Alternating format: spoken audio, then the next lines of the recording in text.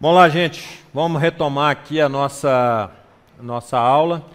E aí é o seguinte, nossa segunda aula da Lei Orgânica do município de Belo Horizonte.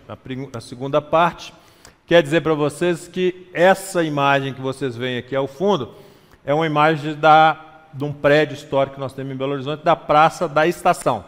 Então, se você estiver vindo para tomar posse em Belo Horizonte, a partir do Espírito Santo, pegando aquele trem que vem de Vitória para Minas, nós temos a ferrovia, né, Vitória-Minas, você vai desembarcar próximo desse prédio aqui. Nós temos lá um museu muito bonito, eu recomendo que você visite, o Museu de Artes e Ofícios, está lá na Praça da Estação, e você já chega de trem, e aí você vai fazer como nós mineiros, né? Você vai se apropriar dos trens aqui de Minas Gerais. Aqui em Minas, quase tudo é trem, e até o trem é trem. Então vai ser bem bacana, venham participar, mas vamos deixar de conversa fiada, vamos para a aula, né?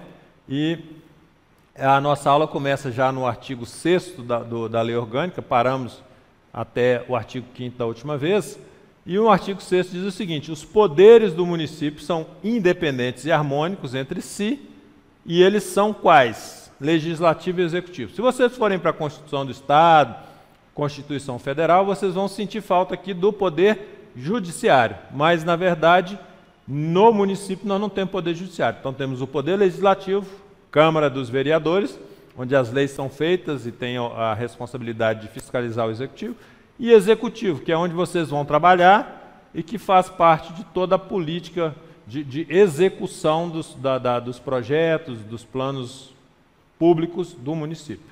Muito bem.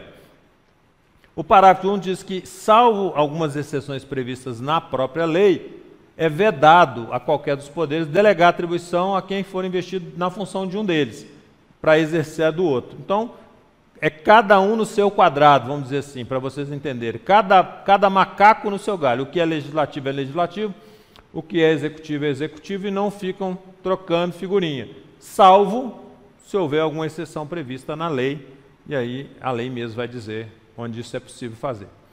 Muito bem. E aí o artigo 7º vai dizer que o município vai exercer a sua autonomia, especialmente quando ele faz o quê?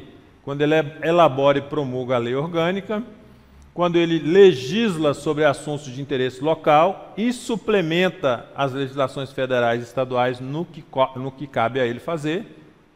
Aqui só um detalhe aqui, quando você vai, por exemplo, para a legislação ambiental que vocês estão estudando, vocês vão ver que tem uma legislação federal, você tem legislações estaduais e tem legislação municipal. Isso é o quê? Suplementação e complementação da legislação naquilo que é competência do município. Bom, ele também exerce sua autonomia elegendo o prefeito, o vice-prefeito e os seus vereadores e organizando o governo e a administração. Muito bem. No artigo 8º vai dizer que são símbolos do município a bandeira, o hino e o brasão. Bandeira, hino e brasão. Se alguma vez na sua prova vier perguntando assim, são símbolos do município, letra A, bandeira, letra B, hino, letra C, brasão, letra D, o Clube Atlético Mineiro. Apesar de ser muito representativo no estado o Clube Atlético Mineiro, na cidade de Belo Horizonte, muito representativo, ainda não foi colocado na lei como símbolo do município de Belo Horizonte. Os cruzeirenses que me desculpem, né, mas é bem provável que a próxima lei, a próxima revisão vai trazer aqui bandeira, hino, brasão e o Clube Atlético Mineiro.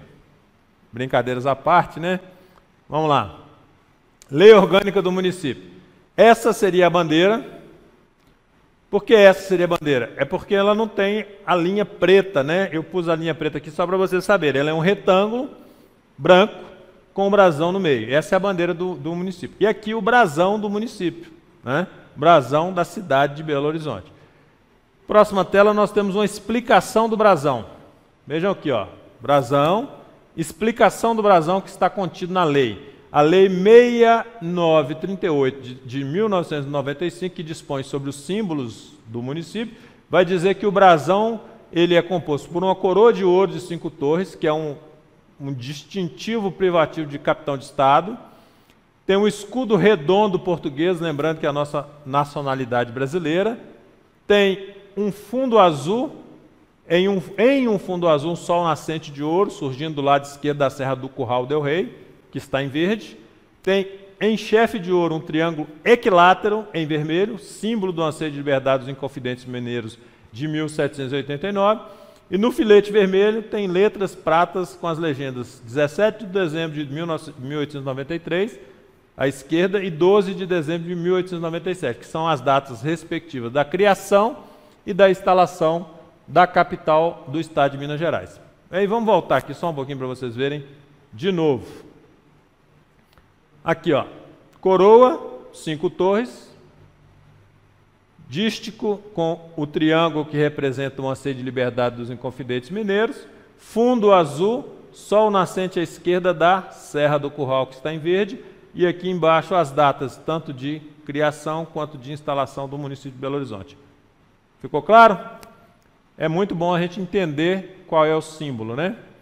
E o artigo 9º e o 10º? O artigo 9º vai dizer que o distrito de BH é a sede do município e dá o nome à cidade. BH, né, para quem não é daqui, eu acho que tem alguns aqui, Belo Horizonte, é uma cidade que já traz a beleza no nome, né? É uma cidade realmente muito bonita e que você que ainda não é daqui, mas vai vir ser funcionário da prefeitura aqui, deve já começar a amar essa cidade, porque é uma cidade muito interessante. E aí, para começar para falar, vocês podem falar assim, o Medina mostrou ali para nós a bandeira e mostrou o brasão, mas não falou nada do hino. Sabe por quê? Porque não existe hino oficial de Belo Horizonte até hoje. O hino seria escolhido através de um concurso que deveria ser feito.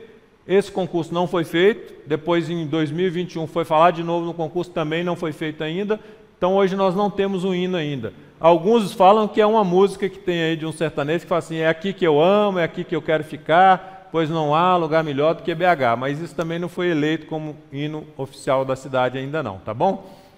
E aí, voltando aqui, no artigo 9 diz que depende de lei a criação, organização e supressão de distritos e subdistritos, sempre observando quanto àqueles a legislação estadual. Belo Horizonte é composta da sede e de algumas administrações regionais, mas nós não temos ainda subdistritos em Belo Horizonte, não que eu tenha notícia. Bom, compete ao município prover tudo, né, a tudo quanto respeite ao seu interesse local. Então, falou que é interesse local, compete ao município. E compete também ao município, entre outras atribuições, manter relações com a União, com os estados federais, com o Distrito Federal e com os demais municípios, essa relação harmônica, né, entre o município e os outros entes federativos, organizar, regulamentar e executar os seus serviços administrativos, firmar acordo, convênio, ajuste ou instrumento congênere, também é competência do município, difundir a seguridade social, a educação, a cultura, o desporto, a ciência e a tecnologia, proteger o meio ambiente, olha o fiscal de controle urbanístico e ambiental aqui, na proteção do meio ambiente, nós estamos intimamente inseridos nisso aqui. Instruir e arrecadar tributos da competência, aplicar receitas sem prejuízo da obrigatoriedade de prestar contas e publicar balancetes trimestralmente. Aqui já entra outro fiscal, que é o auditor fiscal de tributos, né? Organizar e prestar diretamente, mediante delegação, serviços públicos de interesse local, incluindo de transporte coletivo, que tem caráter essencial. Então, já tem aqui na própria lei orgânica informando que o transporte coletivo é um serviço de caráter essencial. Fixar os preços dos bens e serviços públicos. Promover o adequado ordenamento territorial mediante planejamento, controle de parcelamento, ocupação e uso do solo. Aqui vocês vão lembrar das aulas do professor Roberto Gonçalves, sobre parcelamento de solo, sobre plano diretor, ordenamento territorial. Tudo isso vai estar aqui e vai estar na legislação de obras também, que vocês vão estudar com a professora Lucimeire e com os demais professores da área de obras. Então, mais uma vez aqui, fiscalização de controle urbanístico e ambiental aparecendo aí nos objetivos do município. Administrar os seus bens, adquiri-los e aliená-los, aceitar doações, legados, heranças e dispor sobre a sua aplicação. Desapropriar bens por necessidade ou utilidade pública ou por interesse social, nos casos previstos em lei. Aqui, creio que vocês já devem ter visto algumas hipóteses, mas vai passar uma rua, essa rua, para passar aqui, precisa desapropriar o meu lote. É uma desapropriação por necessidade e utilidade pública, ou talvez por interesse social, preciso desapropriar uma grande área para colocar moradias populares ali. Também são possíveis. E aí tudo está previsto em lei, tem indenização, justa indenização. Isso não vai cair na sua prova, mas você pode saber que o município tem essa prerrogativa aqui também. Estabelecer servidões administrativas necessárias à realização do seu serviço, inclusive os prestados por delegação e, em caso de iminente perigo ou calamidade, né, ocupar e usar propriedade particular, bens e serviços, assegurada a indenização ulterior se houver dano. Então, isso aqui, ó, iminente calamidade e perigo. Uma enchente, um desabamento no município, e o município precisa montar uma base operacional dentro do seu terreno, vai usar ali um prédio particular para montar ali a base dos bombeiros, do pessoal da Defesa Civil. Isso o município pode fazer, essa servidão administrativa temporária, e se houver algum dano, aí depois ele indeniza. Mas na hora do risco, na hora do perigo, tem que agir rápido e o particular vai ter que ceder ali a sua área para o município. Estabelecer o regime jurídico único dos seus servidores, seus respectivos planos de carreira. Lembra que eu falei com vocês na aula passada sobre a Lei 7169 de 96? É exatamente o regime jurídico do servidor, é o Estatuto do Servidor Público de Belo Horizonte. E os planos de carreira, cada carreira tem seu próprio plano de carreira. No nosso caso, fiscais de controle urbanístico e ambiental, isso vai estar estabelecido lá na Lei 10.308 de 2011, que vocês já estudaram, e também no decreto 14.648, que certamente vocês também já deram uma lida, já estudaram, viram a aula que eu dei para vocês. Constituir guarda municipal destinada à proteção de seus bens, serviços e instalações nos termos da Constituição. Em Belo Horizonte nós temos a guarda municipal, fazemos muitos trabalhos em conjunto com eles, né? Hoje mesmo eu estou gravando essa aula aqui numa quinta-feira de tarde, e à noite eu terei uma escala de disque sossego. Nessa escala de disque sossego, nós trabalhamos juntamente com a Guarda Municipal e também com alguns colegas ali de... Tem um telefone tocando, dá um minuto que eu já vou voltar, espera aí.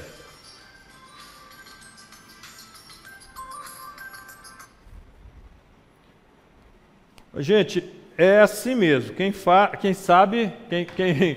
faz ao vivo, né? Então eu não vou parar a aula por causa disso, era o meu telefone. Certamente já é demanda para a noite, para o dessossego dessa noite.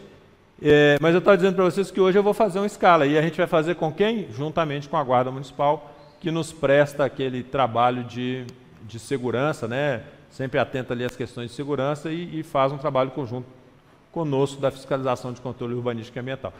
Sei que tem alguns guardas municipais fazendo o curso conosco, que desejam ser fiscais de controle urbanístico e ambiental, e quero parabenizar vocês, porque o trabalho de vocês também é muito importante para a cidade. Vamos em frente. Associar-se a outros municípios do mesmo complexo geoeconômico social, mediante convênio previamente aprovado pela Câmara, para gestão sob planejamento de funções públicas e serviços de interesse comum de forma permanente ou transitória. Então, a Prefeitura às vezes faz alguns convênios. Aqui nós temos uma região metropolitana de Belo Horizonte, com várias cidades em torno. Aí às vezes tem um convênio na área de saneamento básico, pode ter um convênio na área de transporte coletivo. Então é esse tipo de convênio aqui que a lei orgânica está autorizando o município a fazer. Cooperar tanto com a União quanto com o Estado nos termos do convênio ou consórcio previamente aprovados pela Câmara. A Câmara tem sempre que aprovar esse tipo de consórcio, né, na execução de serviços e obras de interesse de desenvolvimento local. Então, por exemplo, eu já falei, obras de saneamento básico. Nós temos aqui a bacia do Rio Arrudas, nós temos o córrego do Onça, o córrego do Ferrugem, são afluentes, são bacias hídricas aqui da região metropolitana de Belo Horizonte, que envolvem, por exemplo, a cidade de Contagem, a cidade de Belo Horizonte, a cidade de Sabará, e para cuidar desse complexo aí, é importante que os municípios e o Estado conversem, façam convênios, trabalhem juntos. Muitas vezes vai vir verba federal, da União, então tudo isso é feito com a aprovação da Câmara, um convênio ou um consórcio para cuidar dessas questões. O município também pode participar, quando ele está autorizado por lei, da criação de entidade intermunicipal para a realização de obra, o exercício de atividade ou execução de serviço específico de interesse comum. Então, mais ou menos na mesma linha que eu vim falando com vocês, às vezes você tem, por exemplo, a Grambel. é uma entidade intermunicipal. Outras entidades também que são que abrangem mais de um município, e o município, quando autorizado por lei, pode fazer parte dessas entidades intermunicipais. A fiscalização da produção, conservação, comércio e transporte de gênero alimentício ou produto farmacêutico destinado ao abastecimento público. Aqui os nossos colegas da vigilância sanitária atuam mais diretamente nessa questão de transporte e produção de produto farmacêutico e gênero alimentício. Licenciar a construção de qualquer obra. Olha nós aqui de novo, fiscal de controle urbanístico e ambiental. A parte do licenciamento é da Secretaria de Regulação Urbana, mas a parte da fiscalização da obra licenciada e clandestina é nossa, né? Licenciar estabelecimento industrial, comercial, prestador de serviço de licenciamento, caçar alvará dos que se tornaram danosos ao meio ambiente, à saúde ou ao bem-estar da população. Fiscalização de controle urbanístico e ambiental, mais uma vez, na veia. Quem faz a fiscalização de tudo isso? Quem verifica se o estabelecimento se tornou danoso ao meio ambiente, à saúde ou ao bem-estar da população? Eu e você, fiscal de controle urbanístico. Eu, atual fiscal de controle urbanístico, e você, futuro fiscal de controle urbanístico e ambiental. Muito bem. Fixar o horário de funcionamento dos estabelecimentos referidos no inciso anterior. Então, o horário de funcionamento também cabe ao município, né? Estabelecer algumas restrições ou normas sobre isso. Regular e fiscalizar comércio ambulante, também está dentro do nosso escopo de fiscalização, comércio ambulante, inclusive a parte de resíduos recicláveis também. Interditar edificações em ruína, em condições de insalubridade. Aqui tanto nós trabalhamos quanto o pessoal da Defesa Civil também atuam nessa área aqui. Fazer demolir as que estejam ameaçando a segurança individual e coletiva. Regulamentar e fiscalizar a instalação e o funcionamento de aparelho de transporte. Aparelho de transporte, leia-se elevador, monta-carga, esteira. Vai ter uma aula específica na matéria de posturas sobre isso, né? Licenciar e fiscalizar locais sujeitos ao seu poder de polícia. Poder de polícia, que é o que o fiscal de controle urbanístico e ambiental tem.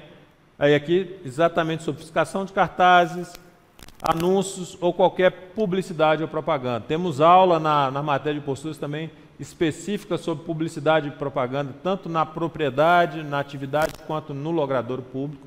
Fiquem atentos a essa matéria lá. Regulamentar e fiscalizar na área da competência espetáculos e divertimento público. Temos legislação sobre eventos, vamos ter matéria sobre evento também, fique atento lá. E aqui tudo falando sobre fiscalização. Veja que a nossa atividade de fiscalização de controle urbanístico e ambiental está intimamente ligada à lei orgânica do município. Estabelecer e impor penalidades por infrações em suas leis e regulamentos. O que o fiscal faz quando a atividade preventiva, educativa, orientativa deu errado?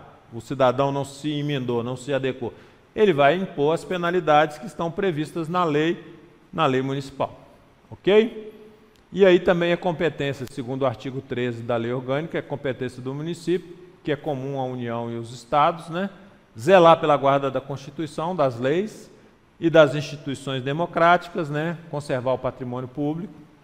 É também competência do município cuidar da saúde, assistência pública, da proteção e da garantia das pessoas portadoras de deficiência. Essa nomenclatura, eu já disse para vocês em outra aula, já é uma nomenclatura superada. Hoje a lei brasileira de inclusão chama de pessoas com deficiência, porque portador de deficiência dá aquela imagem de que a deficiência é carregada, é portada como se fosse uma bagagem ou como se fosse um fardo, e as pessoas com deficiência já rejeitaram esse tipo de nomenclatura. Então hoje, quando você lê portador de deficiência, leia-se pessoas com deficiência. Muito bem.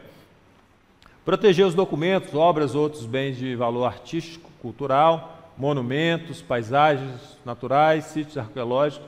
A gente também trabalha muito sobre isso quando a gente está protegendo patrimônio histórico. Reformas em imóveis tombados, intervenções na paisagem, tudo isso é escopo, é objeto da fiscalização de controle urbanístico e ambiental. Impedir a invasão, a destruição e a descaracterização de obras de arte, de outros bens de valor histórico, artístico e cultural também é do município. Proporcionar meios de acesso à cultura, educação, ciência. Proteger o meio ambiente, combater a poluição em qualquer de suas formas. Nós, fiscalização de controle urbanístico e ambiental, mais uma vez presentes aí. preservar florestas, faunas e flora, fomentar a produção agropecuária e organizar abastecimento alimentar. Aqui em Belo Horizonte tem um programa da Secretaria Municipal de Abastecimento chamado Abastecer, que é um programa que tem feiras, tem barracas aí espalhadas pela cidade, onde o produtor rural ele pode ele mesmo vir vender a sua produção e ter essa produção agropecuária fomentada conforme está previsto aqui na lei orgânica. Promover programas de construção de moradia e melhoria dos conjuntos, condições habitacionais e saneamento básico também. Combater causas da pobreza e fatores de marginalização, promovendo a integração social dos setores desfavorecidos. É também o objetivo aqui do município. Registrar e acompanhar e fiscalizar as concessões de direito de pesquisa e exploração de recursos hídricos e minerais no seu território. Estabelecer e implantar uma política de educação para a segurança no trânsito. Então, da lei orgânica existir essa política de educação para o trânsito. E também o artigo 14 vai dizer que constituem bens municipais tudo que é coisa móvel ou imóvel, direitos ou ações que a qualquer título pertençam ao município. As atividades da administração pública dos poderes do município e a entidade descentralizada obedecerão aos princípios da legalidade, impessoalidade, moralidade, publicidade e razoabilidade. Então, se vieram na sua prova uma questão falando assim, a atividade da administração pública dos poderes do município tem que obedecer aos seguintes princípios. Vejam que aqui tem uma diferença. Quando você vai para a Constituição Federal, eu até fiz e guardo um processo mnemônico que diz assim, limpe. Já viram esse processo? Assim, ó. Vou escrever para vocês aqui. Isso é Constituição Federal, tá? Limpe. Né? Se você estiver estudando, talvez você já tenha lido isso aqui. Ó. Limpe é legalidade e impessoalidade, moralidade, publicidade e eficiência. Aqui você vai ver que aqui no final não faz menção à eficiência, mas faz menção à razoabilidade. Então há uma distinção aqui que pode dar uma pegadinha na sua prova. Então, com respeito ao município, os princípios que estão previstos na lei orgânica é legalidade, impessoalidade, moralidade, publicidade e razoabilidade, ok? Fiquem atentos a isso, que isso pode vir na prova como pegadinha. E aqui fala que a moralidade e a razoabilidade dos atos do poder público serão apurados para efeito de controle e invalidação em face dos dados objetivos de cada caso. Então, se você acha que faltou moralidade, faltou razoabilidade, tem que verificar o caso concreto e ali vai ser apurado se de fato você tem razão. O agente público motivará o ato administrativo que praticar, explicitando o fundamento legal, fático e finalidade. Vejam aqui, quando a gente está falando com vocês de estudos de caso da fiscalização, quando você escreve lá, você tem que ter isso em mente. Você está escrevendo porque você está motivando um ato administrativo e você está explicando ali quais são os fundamentos legais, os fundamentos fáticos e a finalidade. Ou seja, você está fundamentando na lei, nos fatos que você observou ali na sua vistoria e qual a finalidade daquela vistoria. Por que você foi lá? Com qual objetivo? O que você foi fazer ali? Né? O que você observou? Qual é o quadro fático? O que a lei diz sobre isso? E aí se você pegar esse artigo 15, parágrafo 2º, lembrar ele, você consegue fazer o seu estudo de caso de forma bem assertiva.